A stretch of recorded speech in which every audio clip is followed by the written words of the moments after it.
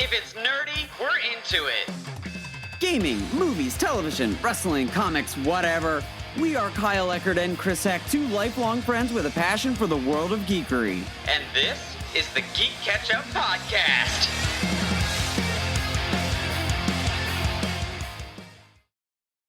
Welcome back, GeeK KetchUP fam. You are listening to Season 2, and this is Chapter 18. I'm Chris Heck. And I'm Kyle Eckert. After a few months off due to COVID-19 impacts, the comic industry has finally returned to publishing new issues, and that means that Kyle and I have been catching up on all the titles we've been following for much of the past year.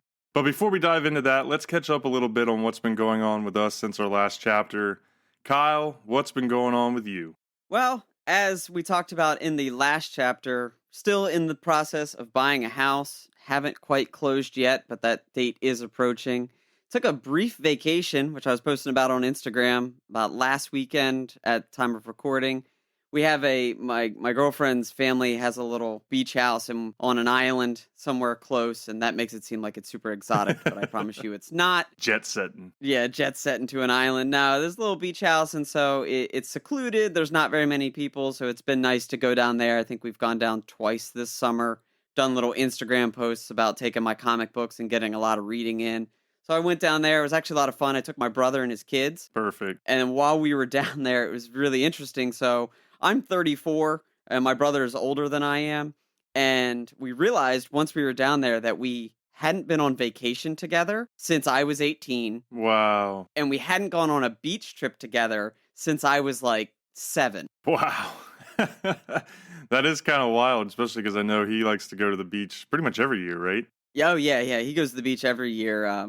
Normally does like a Myrtle Beach trip, but Myrtle Beach is a little too big, too many people, so took a break from that, and we decided to do the low-key thing that my girlfriend and I usually do. And just to get their kids, kind of, a little special thing for their kids, so they didn't totally miss out on a summer vacation. Yeah. It ended up being a lot of fun. That's the perfect environment. I wish I was close enough to be able to bounce over to something like that, especially right now where going to hotels or Airbnbs, things like that, is even still a little sketchy in its own way. So having your own place that the family can go to is definitely a big help. If we didn't know that it was the families, we probably wouldn't be doing it. Like, obviously, like I said, hotels, B&Bs, things like that are a little tough right now. So we lucked out that this is within the family. We know everyone that goes there, that sort of thing. Yeah, sanitize between stays. Oh, yeah. There's a massive house clean at the end. You know how it goes. Yeah, that's good stuff. It looks like a great beach. Oh, yeah. It's super private. Actually, my brother said while we were down there, it's the first time he's ever been on a beach that didn't have a skyline of hotels behind it. Yeah. Because it's totally remote and there are no hotels. There's nothing on the beach but the beach. Yeah. In fact, you pull up and you park on a dune and then walk to the beach maybe 30 yards. So it's really remote and kind of private. It's just been nice to have, just compared to a lot of everything else. Right. Well, in those situations with the beach, it completely changes the experience. Because everybody's gone to some of those beach towns like a Myrtle Beach, an Ocean City, whatever it may be, that is very touristy. There's sandals or whatever, waves, stores on every corner selling the exact same thing, and then putt-putt golf galore. But sometimes you find those beaches like that, and it's a whole different experience. We've got one that we go to occasionally down here called Edisto, and it's in South Carolina, but it's close here, and it's the same thing. It's pretty much private island. There's like 2 or 3 restaurants, 1 grocery store, and then it's all houses. And so you really only have a couple hundred people, maybe a couple thousand tops on the entire island at a given time. Yeah, and this place is very similar. It's a small little island, small community, handful of local shops. The Sensations. Sensations, that's what it's called. Everyone knows those t-shirt shops at different beaches. There's 1 or 2 on the island itself, but everything else is like local food trucks and local restaurants and things like that. So it's a nice little escape. Like I said, only a couple hundred people, maybe 1,000 or 2,000 people live there locally. So it never gets that crowded. The beach actually has a cap. Oh, wow. Because it's a national park. Okay. The beach itself is a national park. So you have to go through gates to get to it, and they keep a counter, a little clicker. And once it hits a certain peak, they stop letting people in. Wow. Which is awesome because that means the beach can never get too crowded. That's awesome. I mean, it's kind of an extra bonus right now during the pandemic times, I guess. Yeah. But that is pretty interesting. I don't think I've ever seen that so much. Usually you don't have to worry about being too crowded on some of those types of beaches, but it's a totally different experience when you're out there and there's just people everywhere and you get in the water and it's like you're worried about slamming into strangers as you're boogie Oh, boarding yeah. or whatever it may be. Gonna coast into the back of somebody's head or something crazy or knock a kid over. Yeah, exactly. People throwing footballs every 2 feet, so that's pretty cool. Yeah. What have you been up to? Well, you started mentioning food and stuff, and while I don't have a food truck, I've definitely been spending most of my time kind of outside of, work and the podcast, doing one of my other passions, which is cooking. I kind of go on and off with it as far as how much I cook at home, and sometimes I'm doing a ton of it. Other times I'm just like, screw it, I don't want to cook at all, let's eat out. But, over the last few months with the lockdowns and everything, I've definitely been cooking a whole lot more at home, and it's really gotten me going again. We also been watching a ton of cooking shows like Guys Grocery Games. And when I get into watching those, it always gets my creative juices flowing, having that background Yeah. in culinary arts and spending some time in that industry. It's always been a passion and an outlet for me. But, just like everybody else, you kind of get into flows where you're eating the same thing, you're cooking the same things and stuff like that. Oh, yeah. So my focus over the last couple of weeks has really been more of trying new things or buying ingredients that we normally wouldn't, and seeing if we like them. Yeah. So things like gochujang and Swiss chard and polenta, just some of those items that you just don't see as common in your home pantry. So that way we can mix it up and take some of the staples that we make on a regular basis in some different directions, right? There's only so many ways you can eat chicken breasts before you go crazy. Right, yeah. Well, and it sounds like you're giving yourself a chopped box. Yeah, kind of. That's what my wife likes to say sometimes. Is Sarah Beth, she'll go to the grocery store and she'll just buy the most random stuff and she'll come home and I'll be like, what the hell am I going to do with this, But then I got to use it because we spent money on it. So that's pretty much what it turns into is I'm like, oh, I can grab these few things and make a stir fry or a casserole or whatever. Yeah. And kind of one of those things that came up actually that I was really proud of was last week I made what I called fried barbecue chicken and waffles. I marinated some chicken legs in barbecue sauce and sous vide them for a little while so that way they could really get all that flavor packed into them. I like the start. Right? So you got those spices and that barbecue flavor kind of packed into the chicken itself, but then I took it out of the sous vide and breaded it up with kind of your typical fried chicken breading flour, but I added a ton of barbecue spice to it. So I was really looking to keep that barbecue flavor even though it was fried chicken. Okay. I was able to do that. I was looking for that chicken and waffles, but I wanted to do something different with the waffles as well. And I saw an idea on the show earlier where this guy took stuffing that they had given him and he put it in the waffle iron. That seems like an amazingly genius idea, Yeah. And so that's exactly what I did. We had some stovetop stuffing in the cabinet, pulled it out, mixed it up, heated up the waffle iron, slapped them in there, and it cooked up perfectly, like a waffle. It was crispy on the outside, nice and brown, but still kind of soft and Yeah, mushy in the middle. mushy stuffing in the middle, yeah. And so just kind of messing around with stuff like that. I did a sweet and savory cherry maple syrup to go over it. So it was indulgent, right? It was kind of over the top, but it was a ton of fun. It came out pretty good if I'd say so myself. So just stuff like that, kind of playing around with different ideas. Yeah, that sounds pretty good. And then I gotta ask, like, when you put stuffing in a waffle iron, did it have like onions and carrots and celery? Like when I think of Thanksgiving stuffing, it's got celery in it. Yeah. Like, did your stuffing have that as well? And then how did that mix with the waffle iron? Well, if I would have made it from scratch, then it probably would have been a little different and you would have had some bigger chunks of stuff like that. I mean, just doing it at home with what I had, I use stovetop. So even though those onions and celery and stuff are in that mix, they're usually cut really fine and stovetop comes out kind of moist. Right. And all of that. So it really wasn't an issue. I just sprayed the waffle iron with a little bit of Pam butter spray. Yeah. And then put these little balls of stuffing in each of the 4 quadrants.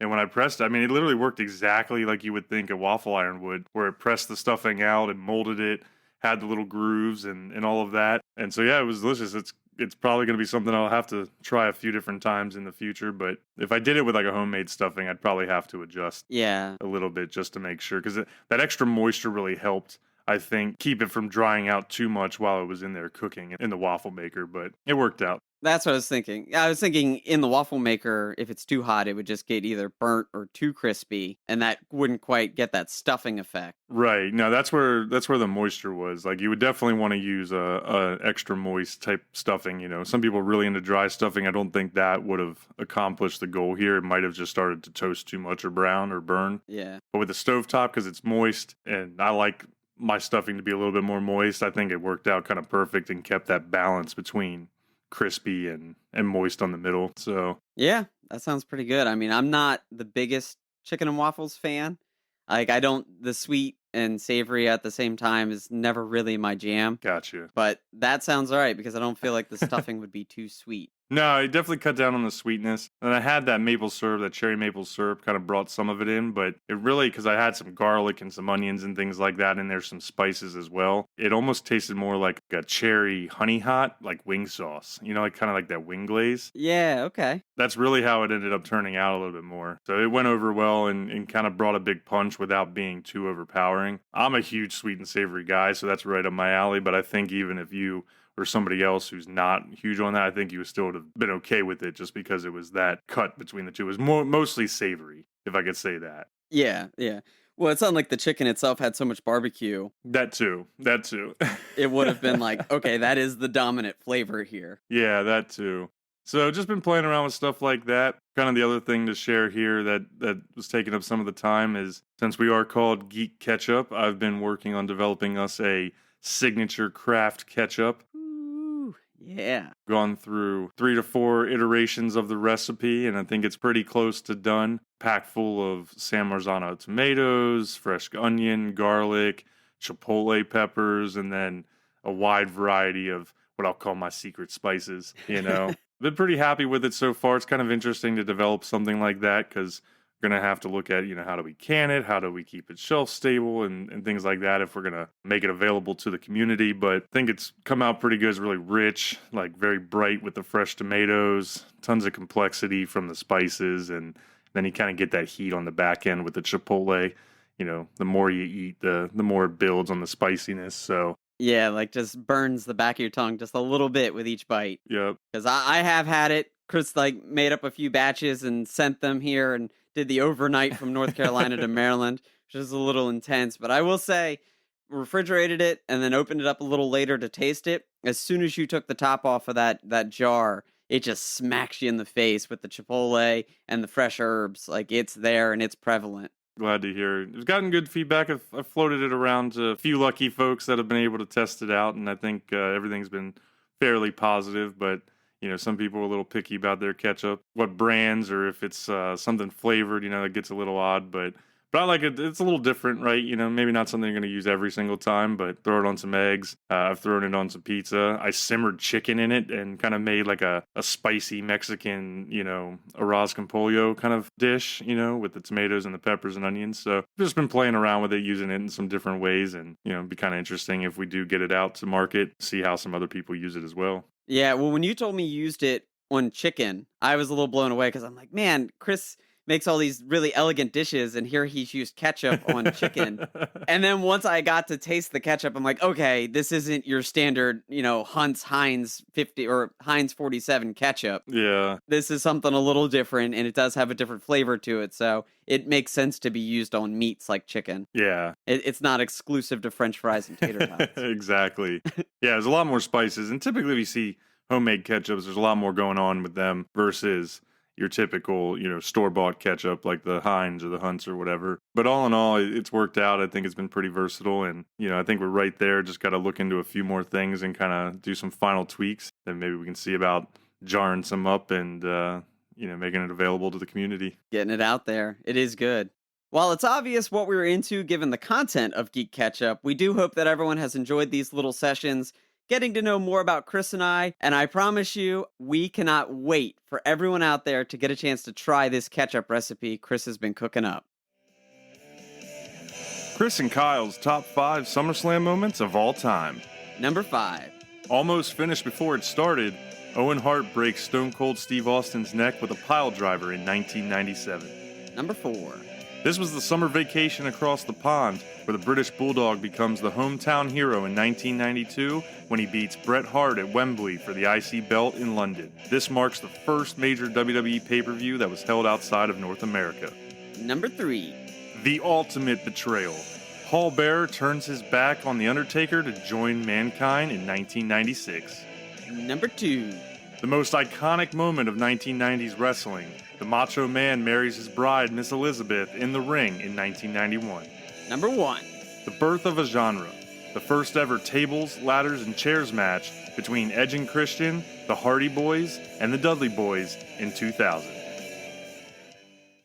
After delays in publishing and production, changes to editors-in-chief, corporate buyouts, and full-scale distribution shakeups, comics are finally back in full swing. In fact, one could argue that the comics industry is about to enter an unprecedented time with major players like Marvel and DC doing bigger and better series, as well as the independent and creator-owned comic scene really coming into its own. Chris and I will get you up to date on a few of our favorite series we've been reading, but before we get there, we've got to talk about our main squeeze when it comes to comics. That, of course, is the X-Men. Last season, Chris and I started our full analysis of the latest era of mutant kind, the Dawn of X.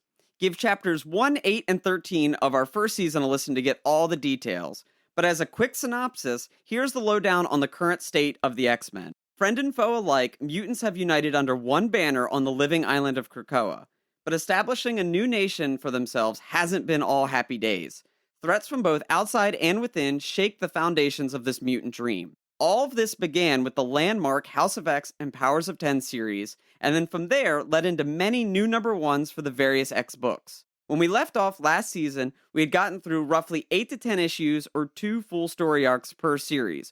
We'll jump right back into where we left off, but please keep in mind the Dawn of X line has over 10 series happening at once, each one telling its own story but also feeding into an overall narrative. It's hard to read all of them without totally breaking the bank, but combined, we do read most. With that, let's kick it off with the otherworldly happenings in Excalibur.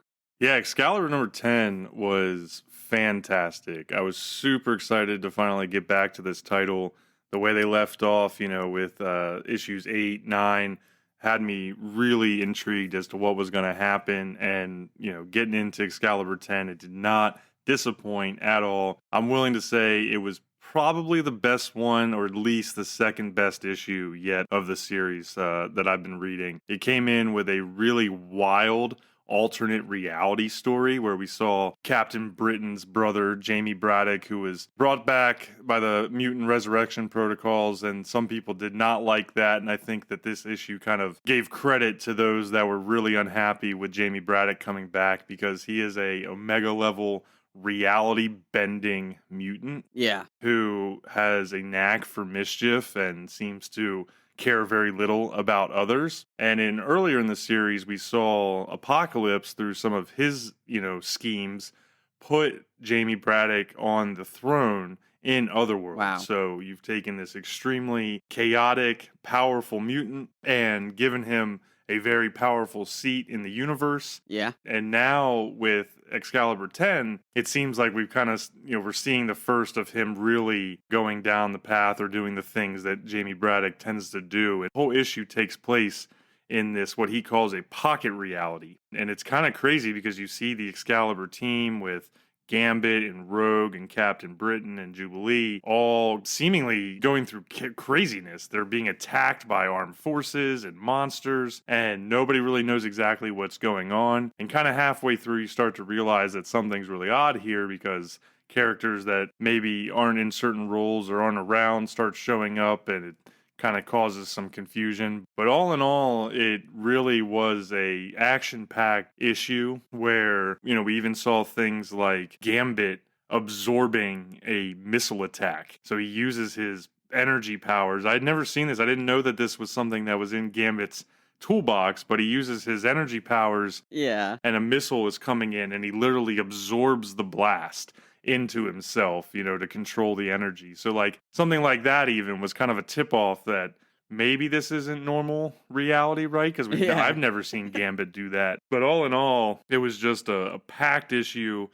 sets up for a lot of interesting stuff to come in the next couple of issues. And really, I thought it had one of the coolest moments as well, where at the end, we actually saw Jamie Braddock kill his sister, Captain Britain, in the pocket reality. Yeah. And then that leads to the creation of a number of new Captain Britons, which was Rogue, Gambit, Richter, and Jubilee. Oh, wow. So it kind of left on this cliffhanger of now the Excalibur team, the X-Men, are all Captain Britons, and there's this really sweet panel at the end, or page, of all four of them in full Captain Britain garb with the amulets and everything. Yeah. And so it was just a wild issue to come back to after the break, and just jumping right into this to see it, kind of turn it up to 11 a little bit from where it had been. Yeah. And now it's like, what exactly is going to happen? Because Captain Britons are very powerful. Yeah. All of these mutants are already very powerful, with the exception of maybe Jubilee.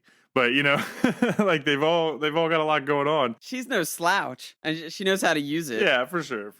But it really was like, oh man. And so coming back off the break, that was actually the first issue I read out of all that I had in my stack, and I was like, yes! I was like, let's go! I was like, comics are back. I was super pumped. Yeah, well, I remember you had texted me and said, like, oh man, this may have been the best issue yet, because so far a lot had happened in Excalibur, but it didn't feel like they were using the full suite of characters that they had. Yeah. They had Apocalypse on the team. Rogue is a super powerful mutant. Gambit, a fan favorite, especially for us. And so they had this awesome team, Jubilee in there as well, but they weren't quite living up to the hype.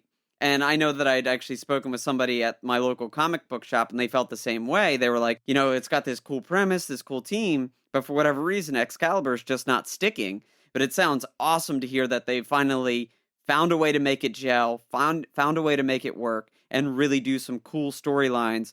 I'm super intrigued by the concept of like a Captain Britain Corps. Right. Almost like a Green Lantern of sorts, or a Nova Corps, where it separates the power and takes your already mutant ability and then elevates it a little bit. That whole concept could be awesome. Yeah, well, they do make some mentions to it. So what they introduced in some of the issues back, and they kind of circled back to it here, is the character Opal Saturnine. She actually, I think, is going to have a big role in the Ten of Swords event that's coming. But essentially, she references a Captain Britain Corps at the end of the issue here when we see the X-Men team, the Excalibur team, turned into the Captain Britons. She actually proclaims at the end, these are imposter Captain Britons. These are no Captain Britons that I know of. Oh. And so it almost made me think, because I'm not a massive Captain Britain aficionado, but it does seem like somewhere in the history that there have actually been these corps of Captain Britons, kind of like Green Lantern or some of those other characters. But now, typically, the world, it's just the one. Yeah.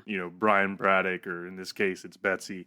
So I'm just really interested now to see exactly what's going to happen. And I kind of hope we get some cool moments where the Captain Britain squad of X-Men kick some ass. Yeah. Oh, it's definitely what you want to see. There's so much magic going on with that. When you sent me that panel of all the different Captain Britons, and originally I thought, oh, well, they opened up the worlds to the multiverse, and the various Captain Britons had come in. I didn't really look at it in detail. Now I want to go back and actually look at each individual Captain Britain and see who it is under the mantle and under the mask. Yeah. Because that's a super cool concept. Yeah. But then the question comes too, because all that happened inside of a pocket reality. So it wasn't technically the main reality. So it's also like, how much is this going to impact the true timeline, or what is going to happen? Is it all going to be kind of in its own little bubble? Yeah. So they've created some intrigue. I would agree with your statement about Excalibur in some ways not living up to the hype, because there have been some moments where it's been kind of bland or mediocre, I guess, whatever you want to call it. But it's had these really cool high moments. Yeah. There's been little things along the line of the first 10 issues that have been kind of redeemers in my mind, like keeps me sucking in, keeps my hype high, and ready for the next issue. So yeah, I've enjoyed it all in all, but this one was like, okay, I think we're getting set up here for some big stuff to come. And I hope so. Like you said, Opal Saturnine appears to be a major player in the Ten of Swords event that's coming. at the end of summer. So just a quick idea of what Ten of Swords is going to be. Obviously, all of this Dawn of X started with House of X, Powers of 10. And then a year later, they were going to hit their second major event, which was announced to being this X of Swords or 10 of Swords. And it's going to be another culmination. All the books are going to come together to tell one central event story. And then the events of that are going to break out back into the individual books. So seeing Excalibur maybe take center stage in this magical world that opens up portals to other ones could be really cool and really intriguing for the X-Men. Yeah, it would be a good payoff as somebody that's been following the Excalibur line. If they do get really featured in this next event, it would kind of pull it all back together. But we'll have to see what happens. I know we've got a bunch of other stuff here, and some of these other ones are going to probably feed into that Ten of Swords event. So what's up next here, Kyle? So up next, we have Marauders. And Marauders is that team of Cape Pride, Iceman, Storm, a few others going out. The general premise was they're on a ship working for the Hellfire Club, and they're going to basically go to the different nations that haven't agreed to terms with the Mutant Nation, and they're going to get these pharmaceutical drugs that the Mutant Nation have been developing into those countries, while also extraditing and getting those mutants out of those countries that want to come live on Krakoa. And it's been a kind of a wild ride. It started with a lot of Kate Pride-centered stories, and then she got betrayed by Sebastian Shaw and died. Right. So we're kind of coming back off of that. A lot of the team is dealing with the emotional impact of Kate Pride dying. Okay. And what's been really cool about all of that is the character development for each person, Storm and Iceman, and how they've been dealing with the death of this friend. Because what's weird is while the X-Men have the resurrection protocols, to bring back any mutants that have died, Kate Pride has not been able to have been successfully resurrected. Yeah. For one reason or another. And it's led people to think maybe she's not a mutant. She also hasn't been able to use these Krakoan portals that only mutants can use. So it's very interesting. But leading into this, so all of this high emotion and just dealing with the grief has caused a lot of these X-Men and mutants to lash out when they're on these missions. Oh, okay. So coming back, we saw in issue 9, Iceman had an away mission on a ship. I talked about it, I think, in our last time we talked about comics, where he basically went full Omega and ripped everyone a new one on this ship. Well, we got to see this again in chapter 10, where we found out that basically the Russians had kidnapped one of Forge's former understudies, and were basically forcing him to make weapons for Russia that are very similar to the weapons that Krakoa uses. Okay. And as soon as Magneto found out about this, they went full scale and were like, kill them all. Oh, wow. And it was really interesting because the Marauders found out and instantly went to war. And that's kind of what I kind of premised this issue number 10 around, was the Marauders go to war. Wow. So they go off and go to war, and someone has to stick around and tell the Quiet Council what is happening. And there's this really sweet moment where the Quiet Council is like, well, no, don't just go to war. Don't go killing people. We need to talk about this. And Sophie, who's one of the Cuckoos, which is one of Emma Frost's little minions, is basically like, yeah, I'm telling you this as a courtesy. They've already left and gone to war. And there's this awesome moment where Magneto takes his helmet off so he can mentally speak to Sophie. And he says, Sophie, tell the White Queen to leave none to tell the tale. Ooh. And so Emma Frost, Storm, Iceman, Bishop, Forge, and a ton of other mutants, Pyro, go into this Russian ship and literally just level it. Wow. Straight up just decimate everyone on this Russian ship. And at the end of it all, Emma completely wipes their memory. Oh, wow. Of everything that they had been doing and had been gathering. So it's like this really high intense moment, these high action sequences that are all driven by the emotion of Kate Pride's death. That's crazy. And we see a lot of that carry over both in issue 10 and issue 11, because in issue 11, they finally come back around and have the funeral for Kate Pride, or it's hard not to call her Kitty Pride. Right. But they have determined that she's Kate Pride and not Kitty Pride. So all of that emotion kind of spilled over into issue 11, where, spoilers a little bit, magically, they take one final shot at resurrecting her, and it works out. Oh, wow. They hold a funeral for her, they burn the body, they do all these things, everyone's really sad, but then Storm and Emma are like determined to not give up, and they ask the Five to try to resurrect her one more time. And essentially they find out the reason she hasn't been resurrected was because her mutant powers of being able to phase through walls Yeah. hadn't quite activated, so she was drowning in the egg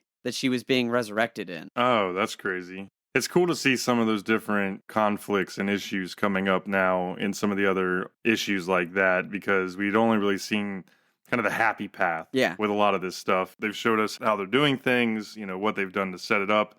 We've seen a couple people question things here and there, like Nightcrawler back in one of the issues of X-Men, but none of the real true weight of what you're talking about here with like permanence and then that actually causing the grief, because you figure that being able to be resurrected and stuff, I mean, that would probably make some people a little callous to certain things. Like, who cares? Oh, he's going to come right back after dying. Yeah, boom. And there's certain characters that do, and we'll touch on a little later, like Kid Omega in the X-Force series. He just has become totally used to dying and being resurrected. Yeah. Because he's died a few times already. But then there's other characters that it's taking mental scars on constantly dying. And those memories don't go away.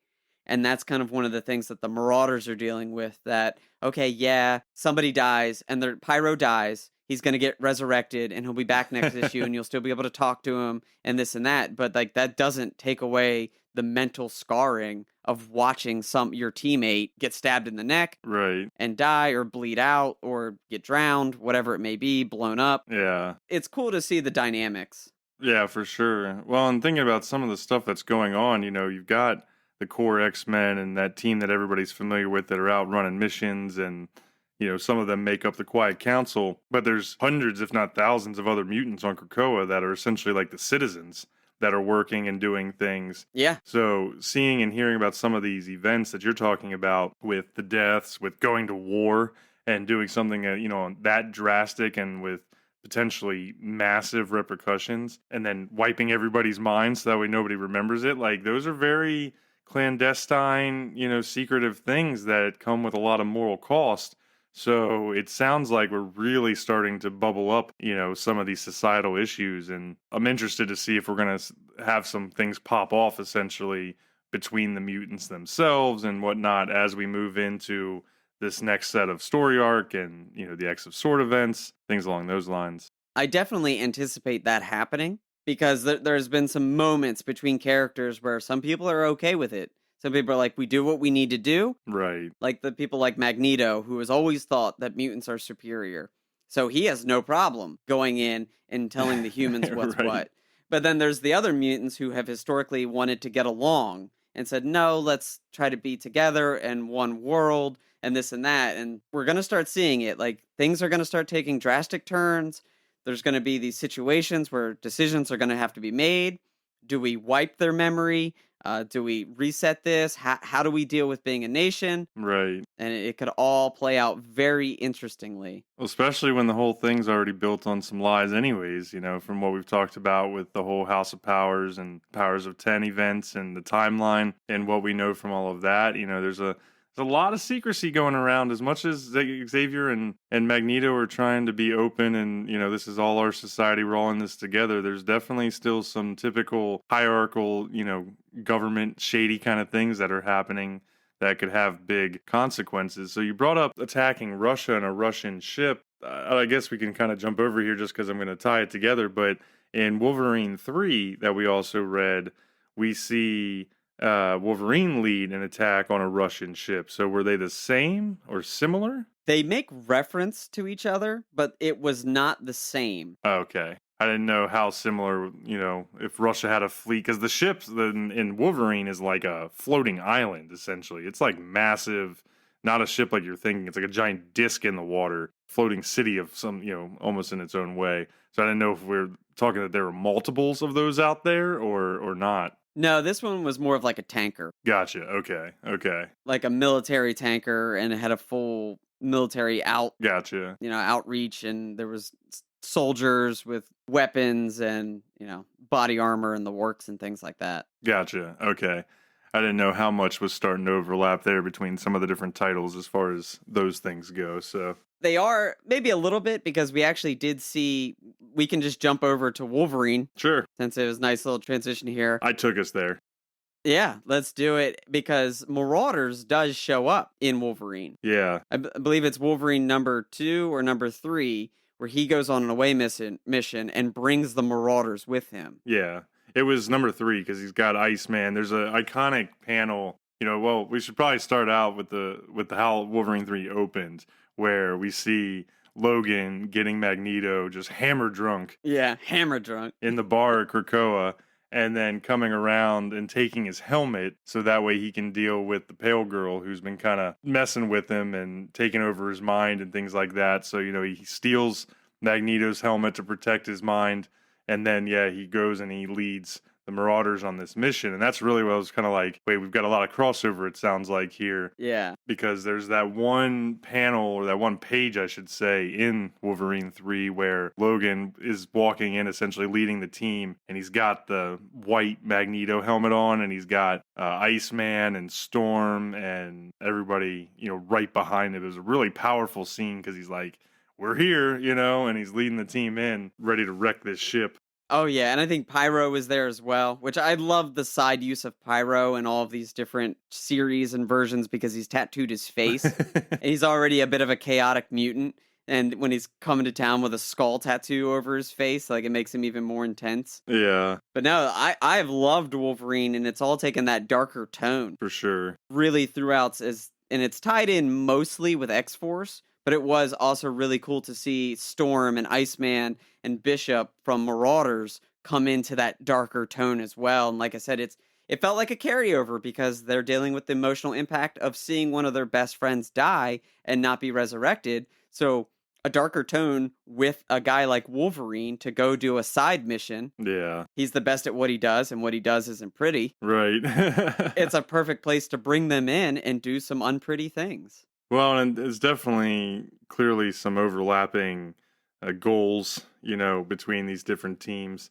And it's been interesting to see how they pop up because, we've seen a lot of crossover in different spots throughout the different titles where a character here or there will show up. But this seemed to be like one of the bigger team ups that we've seen so far with that full cast coming behind, typically a solitary Wolverine, at least in the Wolverine issue itself. Yeah. I did want to see what your thoughts were when it came to Wolverine, because I'm not gonna lie, I got a little confused when it came to Wolverine 3. Like, I'm trying to figure out whether or not Logan is still under the Pale Girl's control or not, because at the end of the first ones, it seemed like, she had him pretty much completely under her mind control, with killing the team in issue 1 and then messing up Jeff Bannister in issue 2, and all of that. And then it's like we come into issue 3 and I'm thinking at the beginning when Logan is getting Magneto drunk that it's because he's still under control, but then he flips and he's taking the helmet so that way he can't be under her control. Right. And so like it kind of just confused me as like, is he or isn't he? Or is it like a temporary thing? So he's kind of going under control and then,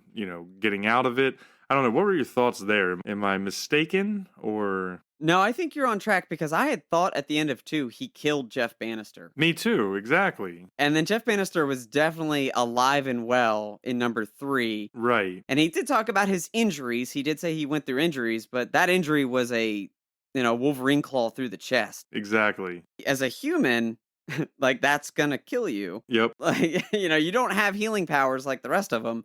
You're gonna die on that. So I thought maybe they retooled that Wolverine is by Benjamin Percy and the artist is Adam Kubert, or Kubert, excuse me. So I thought maybe they retooled some things in X-Force and retooled some things in Wolverine to kind of take it in a slight new direction. Okay. And so maybe they backtracked on a couple mind control spots, because I did pick up on that as well. There were a few continuity errors. Right, exactly. Between 2 and 3, and you're like, okay, this doesn't totally disrupt the story, but it is slightly off. And it could have been COVID. It could have been the long break between issues. They had a chance to go back, rethink the long-term story. I know that they've talked about that, how things that happen in the lead up to Ten of Swords have now been slightly tweaked, and the overall event of Ten of Swords is going to be slightly tweaked. Gotcha. The 7-year plan narrative is still there, but they are making minor detail changes because I think they said, I read in an interview somewhere, they had an X summit where they brought together all of the creative teams from the X team or the X books and tweaked a few things. Maybe that explains it, because I was like sitting there reading, I was like, I know it's been a while since I read, issue 2, but I was like, what is going on here? Yeah. I was like, I feel like I didn't forget everything that happened here. And I'm glad you brought up the Jeff Bannister part of, him coming back at the end, because that was my first thought too, was like, pretty sure Wolverine murked this guy at the end, Yeah. and now he's just back like drinking beers with him. So we'll have to see. I mean, the whole arc has been good. It's definitely jumped a little bit over, place to place in the story, but been some good action. There's a lot of good panels, some gore like you would expect out of a Wolverine story. And I'd almost throw in there now we've got a little bit of mystery going on with exactly where things are going and what's going on. I guess the flip side could be that the continuity issues are intentional simply because the Pale Girl, we know so little about her, and she's obviously a telepath of some kind, so maybe it's all in Logan's mind, maybe he's still under her control, they don't know it, you know what I mean? Like, it could almost go any direction at this point. Yeah, it could play into the larger Ten of Swords event because we've seen some preview shots of people that look very similar to the Pale Girl. True. In their design and coloring and look. So maybe she's one of those, maybe she's from another dimension. It's all up in the air. And that's kind of like the struggle, but also the cool part about the Dawn of X is that there's so much going on. Yeah. It's hard to keep track of all of it and what's related, what's not related, what's going to be important later and things like that. Right, yeah, and right now I felt like kind of one of the main themes between all of these new issues that I had read was that they all felt like they were calm before the storm type issues and setting up certain things to really happen here soon. And I guess it makes sense with a big event coming, right? But some of the issues were more forward and awesome, like we've talked about with Excalibur and Marauders and some of them. And then we had some other issues that were not, Yeah. And like, so X-Men 10 for the main series, I don't know how you felt, man, but I thought it was probably the worst issue of the entire series so far. It's definitely up there as one of the worst issues. It's only 10. Only 10 issues have come out on this series, and the nature of the series has been a little confusing,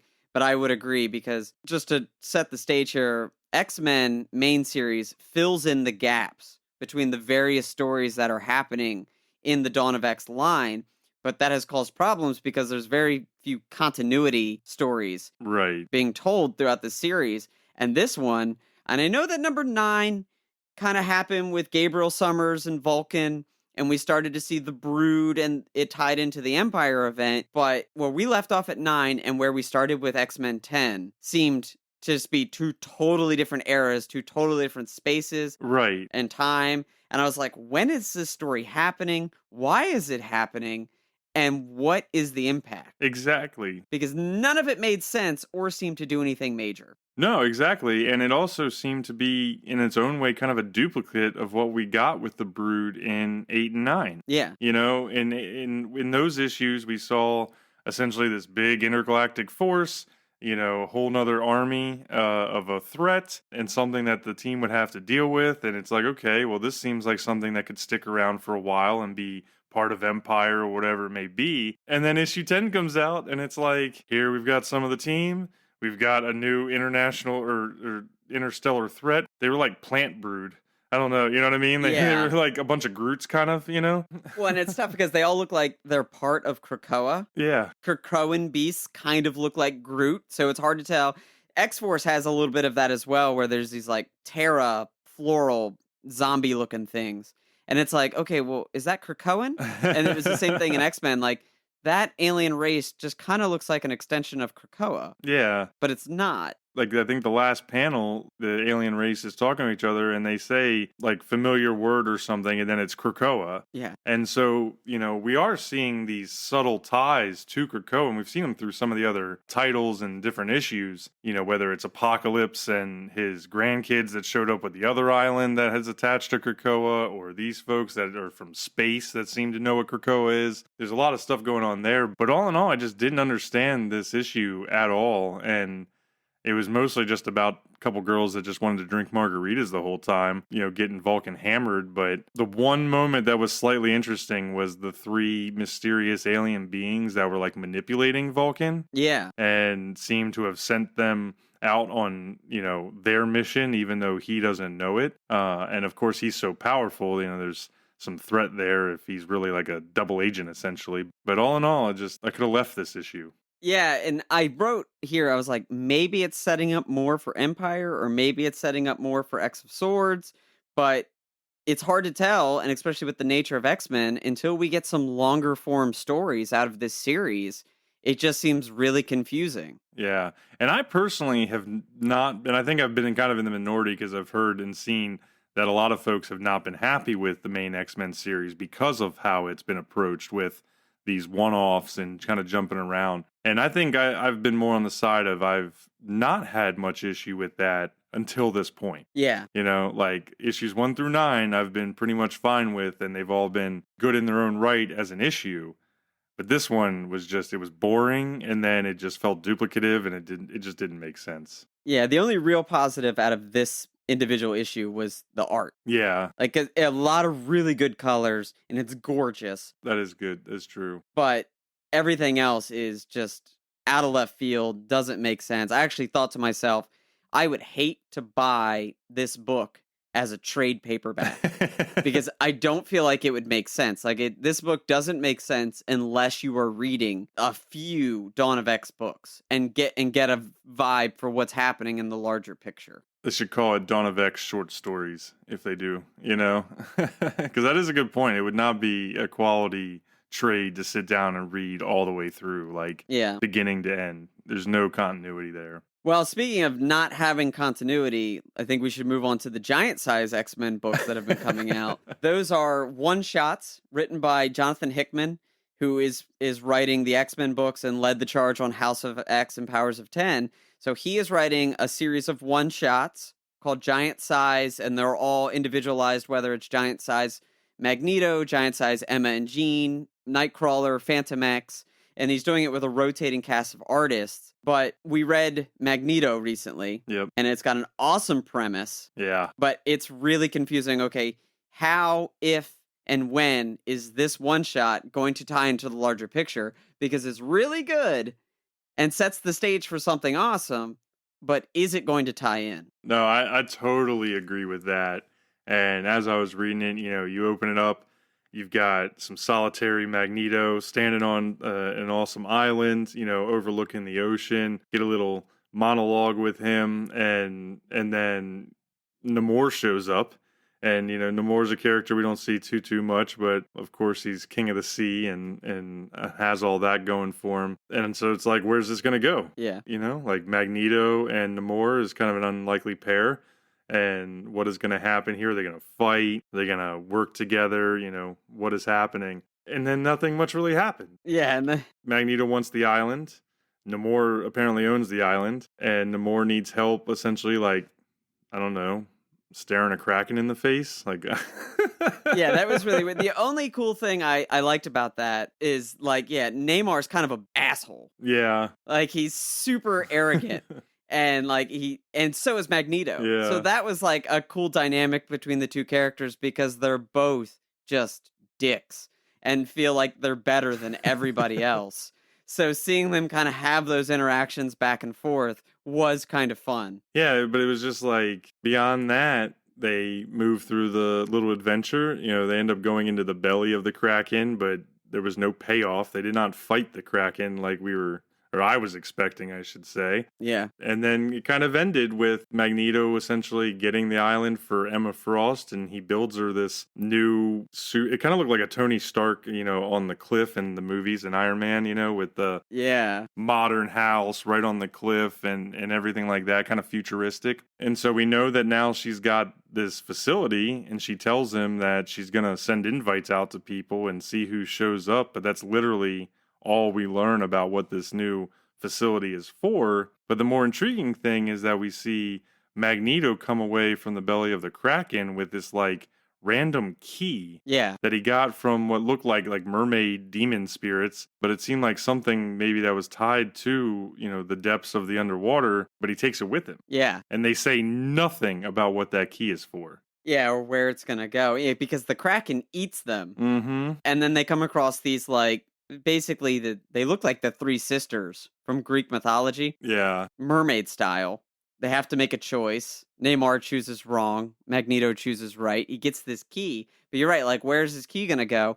And I will say, I've been reading all of Giant Size. So I read Emma and Jean. They did a cool side story where they go into the depths of Storm's brain. Oh, whoa. Find out that she's been infected with a techno-organic disease. Whoa. And it only has 30 days to live. Whoa. Came out of nowhere. Right? But then that doesn't go anywhere. Oh, so you don't know if she's alive or dead? That came out. Emma Jean was the very first Giant Size issue to come out. And that was months ago. Several issues of Marauders, X-Men, Wolverine, where she has shown up in other issues, have happened. But no one is like talking about, okay, well, does Storm have this disease? And then we just move on to a Nightcrawler, Giant-Size Nightcrawler, which is a little side story about Nightcrawler going back to the original Westchester house, and this alien race has taken over the empty mansion. Oh, whoa. In Westchester. That one's pretty cool, but once again... The original Xavier School? The original Xavier School. Nice. And they leave it off, and they're okay with it. And then Magneto happens, and then Phantom X, he got his own one shot. And then that told a totally different story. And it's like this high-level concept story of the origins of Phantom X and this place known as the World, which is... It's very difficult to describe. Imagine, like, Doctor Strange's deepest, darkest desires and, like, just insanity of magic and squids and half buildings and all sorts of otherworld stuff. And that's what it looks like. And the story is told over several decades of him going back into this place with different teams, like the Howling Commandos, Cyclops, and Wolverine. And then, actually, at the end is finally where we see somewhat of a tie, where Storm wants to go in there because she wants to try to find a cure for this techno-organic disease. Okay. And so I was like, oh my God, finally, there's a tie between these two stories. And the next and final Giant-Size X-Men is Storm. Yeah, I saw that was coming. So I'm hoping that all of these individual one-shots that have all left off on cliffhangers will tie back together and then maybe feed into whatever is happening in X of Swords or 10 of Swords. Yeah, for sure. I'll be interested to see what happens with that. I did not know about the Storm Techno virus, so that is pretty interesting. But as you were talking, especially about some of the other issues, because I've only read the Magneto one so far, it makes me wonder exactly where on the timeline these events are happening. Because we got no timeline, mentioned in the Magneto one, and it doesn't sound like maybe we got really any timeline in the ones that you read, but, could they be from, not in line with where we're at in the other titles, like Marauders and Excalibur? Or, like, could these be from essentially future or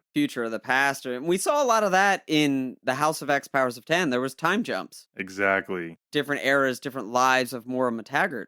So maybe, possibly, I'm putting a lot of stock in this 10 of Swords event. Like, it just feels like all of these books are building. Yeah. And there's no payoff yet. So the payoff has got to be the big event. I totally would agree. Because we saw that in X-Force. We didn't do like a deep dive into X-Force too much. But I will say, like, there were some away missions in South America that saw some interesting developments of a new country down there, developing new weapons. Wolverine, Domino, and Kid Omega went there, dealt with that threat. They had to call in Sage, Black Tom Cassidy, Beast, and Jean Grey to come help them.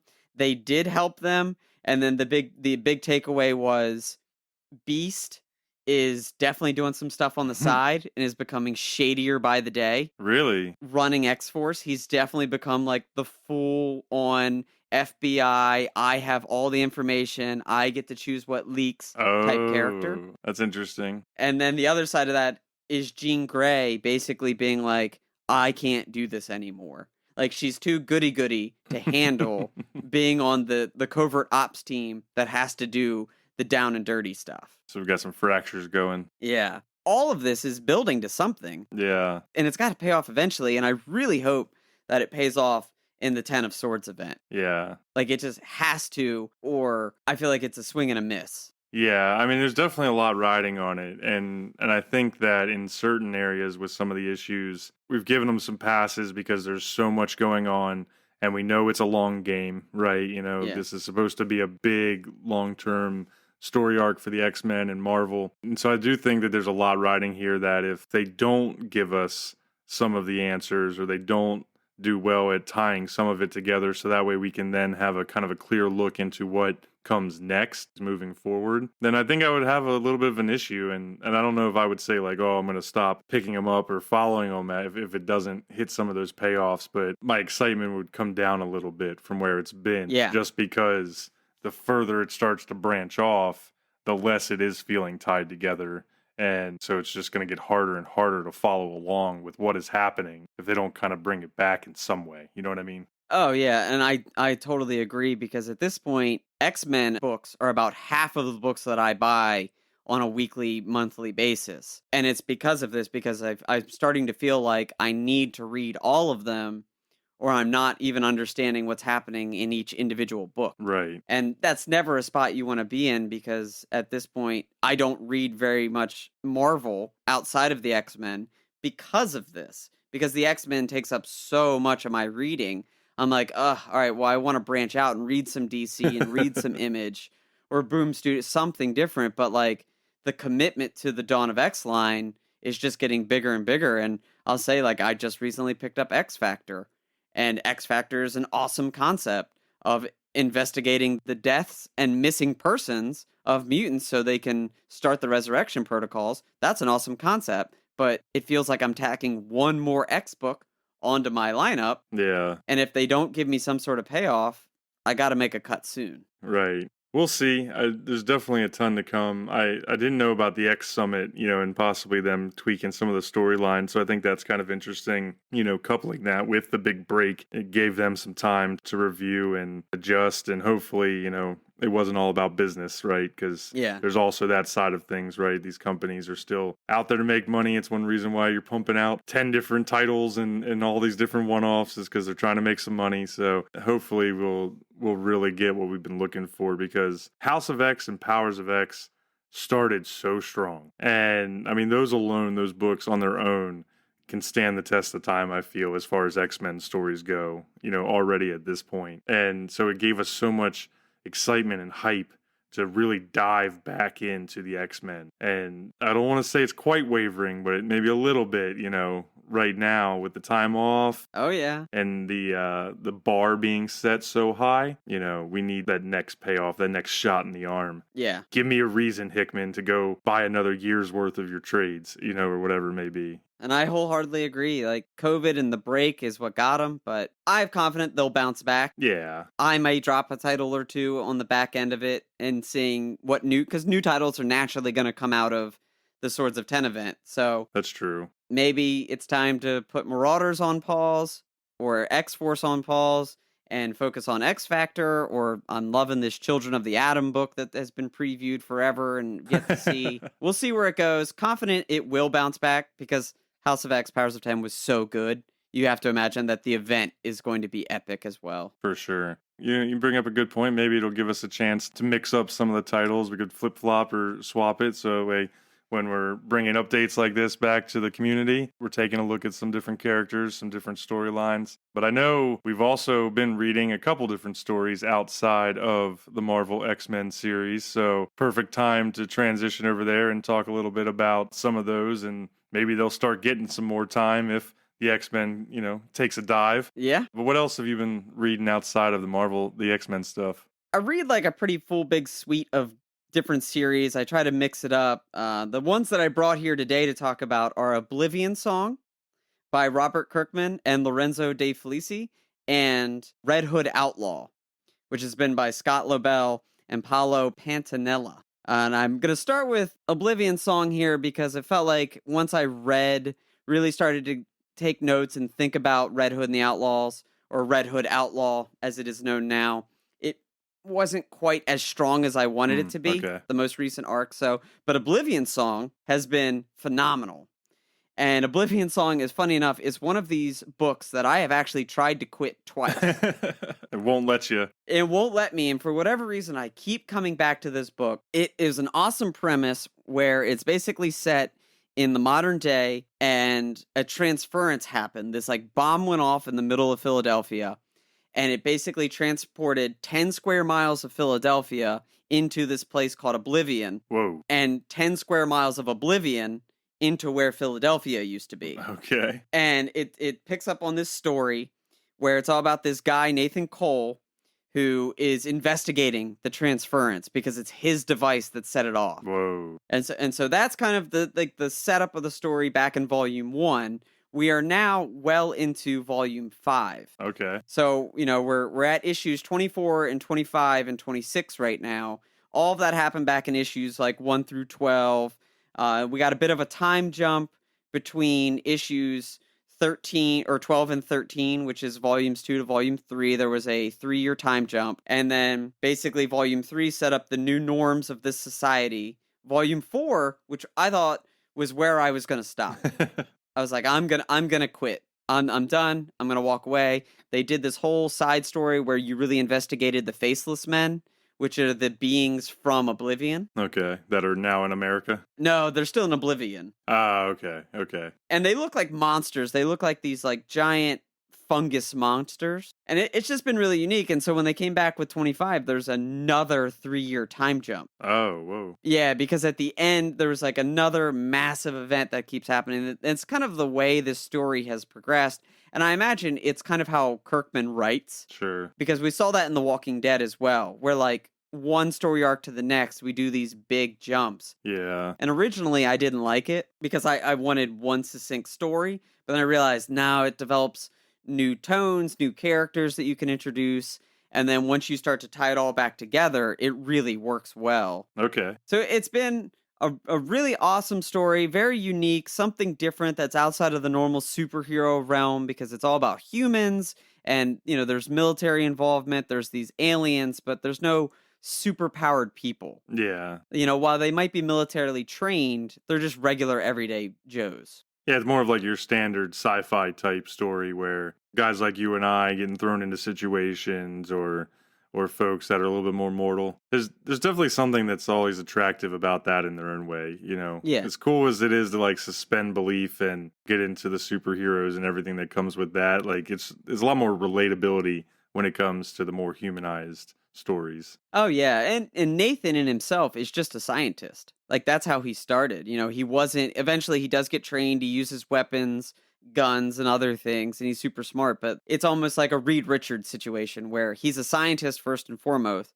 and then he uses his powers when he needs to. Gotcha. Yeah. So it's pretty cool because I will say the issue number 25, which was a landmark oversized issue, picks up after a long break. And it was really interesting that 24 came out and then COVID hit. And so it was almost like perfect that 25 got to start up right when it did because it was a planned break. So at the end of 24, there was this like massive cliffhanger where they sent a rescue team into Oblivion to get the humans that were trapped there out. Okay. Because you gotta imagine those 10 square miles of Philadelphia that ended up in Oblivion, people went with it. Yeah. And they didn't know what was happening. Probably tens of thousands of people, right?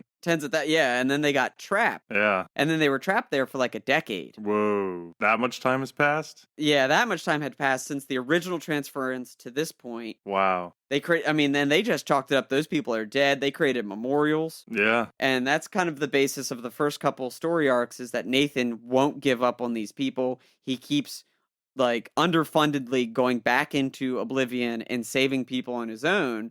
And that's been the progression of this whole story. Like a redemption type arc? Yeah, because he feels like it's his fault. And that, like I said, that's all precursor. That's all volumes 1 through 3. And so in this one, he's saving people. He saves his brother, catches all of that up. Another transference happens. Oh. And then he saves more people. And then finally, there's one final rescue mission. And they get everybody out except Nathan. Oh, so now he's stuck. And so then he's the one stuck. So that's where we pick up is that he's been stuck in Oblivion for 3 years by himself. the only human there, and he's made pals and made a life for himself with some of the faceless men who are known as the Kuthal, and learned their ways, and like they learned how to speak English and this and that. And you come to find out that basically the Kuthal are trying to find a way to get to Earth because they've realized that the atmosphere of Earth doesn't allow for this like fungus to grow that's been killing their people. Okay. And so it's setting up like I said, originally I wasn't big on these time jumps, but they're establishing these like really cool new norms of like purpose and backstory to the Cathal on why they're doing what they're doing. And they're not just monsters. They look like monsters. They have tentacles and not really they're called the Faceless Men because they don't have faces. Like their bodies are like eroding away and they have holes in them and they're tall and gangly. But then you find out that they have souls. Gotcha. And they have personalities and they create families and have companions. A lot of human traits. A lot of human traits. And it's really, really cool. And I got to be honest, like I think I've set the stage, piqued some interest. There's a lot of cool things that are going to move forward with this story because the invasion is on. Okay. At this point. But the final piece about Oblivion Song is Universal has picked up the rights. Really? To a show or a movie? For a movie. Okay. And they've hired a screenwriter. They're at the back of every issue, Robert Kirkman talks about it. How that they're working with Universal, they have a screenwriter, and then the nice little Easter egg that I think about this is the main character, Nathan, or his brother Ed, look like Chris Pratt. And Chris Pratt posted an Instagram photo a couple months ago, and it was like just an arbitrary photo of his leg. I think he was showing off sunburn or something on his leg. Oh, you mentioned, but it had the trade there, right? And he was actively reading the trade, and like so instantly rumor mills flying around. Yeah. Chris Pratt to star as Nathan Cole in an Oblivion Song movie. And I honestly, looking at the roles Chris Pratt has chosen to take over the years, it would be right up his alley. Yeah, it definitely sounds like an interesting premise. I'm sure that they're probably made for some good moments where they're, looking at how Philadelphia and like America is reacting to that transference. And then I would imagine maybe you're seeing some of the flip side of that with Nathan going to the other world and having to meet and deal with the Faceless Men. It definitely sounds interesting. I know we've talked about it briefly, but nothing, I don't think you've told me that much in detail, but now you've got me over here going, I might have to add this to my list and pick up some of the back trades and catch up. Yeah. I would definitely recommend anyone to read this. It's Robert Kirkman. He wrote The Walking Dead. He wrote Invincible. He's a proven entity in the comic books world. Yeah. So it's quality writing. The art is like totally out there, especially when they go to Oblivion. And the whole book is called Oblivion Song because the people that got transferred to Oblivion, they talk about the sounds of this environment, of this atmosphere, and how it's unlike anything you've ever heard on Earth. And so it'll be interesting to see how that transfers over to a movie environment. Can they replicate this design that the artists and Robert Kirkman have made for this feel of being in Oblivion? And it's called Oblivion Song because the people that got trapped there said at night there's like this, people say they get lost in the wilderness and the sounds of the night with the animals and crickets and cicadas or whatever. Like it's almost like a song. And that's what they said. It's like in Oblivion, there's a song to the atmosphere and the animals that's unlike anything you've ever heard at Earth. That's super cool. We'll definitely have to keep an eye out for any future announcements about that movie then. Oh, yeah. And I do apologize if it seemed like I was all over the place. It's really hard not to get excited about this book and everything that it's doing. And if you're a fan of just weird-ass stories or you need a break from superheroes, definitely check it out. Sounds good to me. We can use that to switch back over to maybe some other non-superhero titles. Chris, I know you've been reading a big one. Yeah, well, I picked up my first ever Star Wars related comic, and that has been kind of interesting. I had a lot of excitement about it. I had a lot of expectations about it being a Star Wars story, and it is the new-ish. Now that we're, 6-7 months down the line, but there's only been 3 issues out, so it's still pretty much new. Right. Star Wars Bounty Hunters title. And so it's written by Ethan Sachs and illustrated by Paolo Villanelli. It's essentially a story set between episode 5, The Empire Strikes Back, and episode 6, Return of the Jedi. Really, it mostly follows one bounty hunter named Valance, who is got a really cool backstory. He's essentially a like ace TIE fighter pilot that was part of the Empire Oh, who gets shot down and severely injured, almost like Anakin did before he became Vader. okay. And the Empire does what they do, and they essentially keep him alive and fix him with droid, robotic, cybernetic type parts. And so he's mostly machine, but he still has some of his human elements to him and a couple organs that he's got to take care of, stuff like that. But he's think like Schwarzenegger in Terminator 1, the T-800 look. Yeah. Especially when he gets like his face ripped open and, there's the exoskeleton underneath. But it mostly follows him, but you also see a decent amount of Boba Fett and Bosk, who's kind of like the lizard looking bounty hunter that pops up here and there in Star Wars. And really, it's been some of my favorite art that I've seen in any of the Marvel comics yet, but the story's been pretty solid. It's telling a murder, mystery, betrayal type deal where we see, some of the different bounty hunters screw over others in the first issue, and it kind of leads off this cartel type war between these two warring factions, and it's all happening in the midst of what's going on with the Empire. So get some good run-ins with stormtroopers already, and some of those types of things. There was a little Easter egg moment where you see Boba flying in to do one of the jobs, and behind him in his ship is Han Solo frozen in carbonite. So like he's already gotten him. Yeah. And taking him back to Jabba at some point. So there's a lot there, but it's really detailed and intense art in the comics. I mean, there is so much going on in every page and panel. It almost made it overwhelming at first, because you've got all this action, you've got a ton of characters. They introduced a lot of characters right away, and that was probably my only knock on it. To the point is just because when you add in a lot of characters, a fresh IP, and then Star Wars, they've all got those odd like Star Warsy names, that are alien names, intergalactic names, all of that kind of stuff. So just like trying to keep in line everybody other than Boba Fett of like who was who and what their name was and everything was a little rough. Yeah. But man, I've really enjoyed the first 3 issues of this, and I think that it's going to be brutal moving through it, because it's already been brutal starting out with, some of the murder, the action fight scenes. Like, I don't want to tie it too closely to The Mandalorian, but in its own way, it had a similar feeling to, when you watch those first couple episodes of The Mandalorian, and it just starts off right from the get-go. Yeah. Well, I was going to ask, it sounded like it had that serious tone. I'm like, man, how closely related to this is, or how closely related is this to The Mandalorian? Well, being that it's not like following Boba or, the Mandalorian character, it's not that same feel, but it's similar. Okay. And, because it's still a bounty hunter story, so you get some of the elements of like them dealing with the pucks and, getting the missions from the bounty traders, whatever they're called, the bounty pimps. But it's really tied around, this history that Valance and Boba and Bosk and some of these other bounty hunters have together. Because,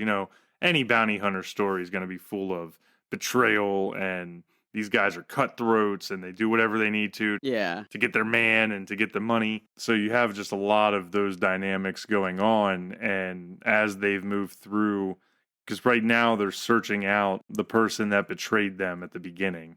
They get a tip on where that person is. So we're seeing the different bounty hunters kind of come back together after having been separated in issue 1. And now they're like fighting along as they're all chasing down this bounty. Yeah. Like as they interact, you get these crazy fight scenes between like Bosk and Valance or Boba and Valance. Like it's just one after another. Yeah. Tons of action. When you mentioned that Boba had Han Solo frozen in carbonite, and are you finding that it's really interconnected into the Star Wars universe and into the main, obviously, like the main story? It is, to the point that they reference it. Okay. Like in issue 1, they make a reference to the Alliance just losing on Hoth. Okay. And so that's kind of how like at first, that this is happening right after Empire. And so they do a good job at just kind of putting in these little tidbits that really set the stage of what's, where it is in the timeline. Yeah. But when I saw the Han Solo and Carbonite already, I was like, that is freaking awesome. Because, if you think about from like Boba Fett's standpoint, at least me personally, I don't know how much is out there that maybe I just haven't read yet or seen, but it's kind of a dark period. Yeah. As far as what Jabba had Boba doing, outside of Han Solo. Like that's what everybody focuses on is him getting Han. But I'm sure that there was countless other missions and adventures that Boba was doing. Oh, yeah. Before we see him again in Return of the Jedi. So I'm saying I can't say I'm too familiar with. I imagine that all came from his Dark Horse days when Dark Horse Comics had the rights to Star Wars, but I haven't read any of that, but it's super intriguing to hear. And that's what I love about Star Wars books and IPs outside of the main series is they all do a good job of referencing the main series so you have a basic understanding of where you are in the timeline, but also telling these off stories that are super cool because we've talked about it time and time again. The Star Wars universe is so unique that you just want to spend more time in it. So it's awesome to hear these like side stories really coming into their own. Yeah, it's definitely meeting that itch that I've had for a long while, and we've talked about it. I'm over the Skywalker saga. I'm ready for new stuff, even if it's something like this where it's characters that are from those worlds or those timelines. But show me what else they had going on. Show me other significant events that were happening. Especially if you think about how long the scheme of the Star Wars timeline is just in the Skywalker saga. So many years that have gone by. Yeah. And we've only ever seen little tidbits here and there, unless you really go looking for it or reading fan fiction or the, books that have come out. Like you have to really go dig to find additional info or stories for some of these intriguing side characters that have been developed. Yeah. So for me, it's scratching that itch perfectly, and so far I've been really happy with it because I didn't know exactly what I was getting into between, never reading a Star Wars comic before, but also, it not being the Vader comic that everybody raves about. Yeah. It was the bounty hunters and not even being like a Boba Fett comic. It's not all focused on a big character like Boba. It's mostly built around Valance. And then you have all these other familiar foes built in. And that's what you want to see. And that's exactly, like, honestly, it's what I would want to see in my Star Wars, where, give me a hint or a nod or a cameo of a character I know and I like.